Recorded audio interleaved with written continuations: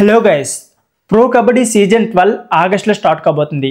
So దానికంటే 2 నెలల ముందు అంటే మే లాస్ట్లో కానీ లేకపోతే జూన్ స్టార్టింగ్లో కానీ ఆక్షన్ జరిగే ఛాన్స్ అయితే ఉంది.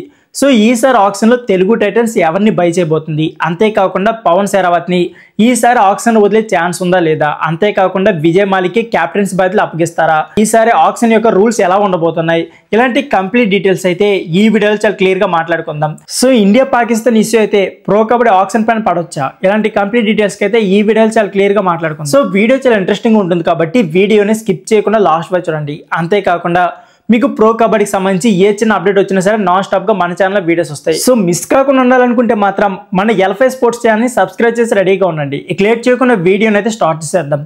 ముందుగా మనం ప్రో కబడ్డీ సీజన్ 12 యొక్క ఆక్షన్ గురించి మాట్లాడుకుంటే ఆక్షన్ డేట్ అయితే అఫీషియల్గా ఇంకా అనౌన్స్ చేయలేదు, కానీ మ్యాక్సిమం మే లాస్ట్లో కానీ జూన్ స్టార్టింగ్లో కానీ జరిగే ఛాన్స్ అయితే ఉంది.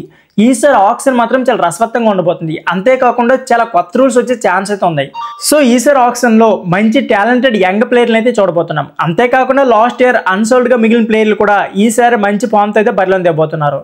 సో ఈసారి ఆక్షన్ అయితే చాలా రసవత్తంగా జరగబోతుంది. అంతేకాకుండా మనకి ఇంకా మ్యాచ్ గురించి డీటెయిల్స్ తెలుసుకోవాలనుకుంటే మాత్రం మరికొన్ని రోజులు ఆగాల్సిందే. ఎందుకంటే మనకి ఆక్షన్ జరిగితే కానీ ఎటువంటి రూల్స్ చేంజ్ చేస్తున్నారు, అంతేకాకుండా ఏ టీంలో ఏ ప్లేయర్స్ ఉండబోతున్నారు, ఇలాంటి కంప్లీట్ డీటెయిల్స్. సో ఫ్రెండ్స్, ఇదే వీడియో. ఈ వీడియో నచ్చితే please like, share and subscribe my channel. Thank you for watching.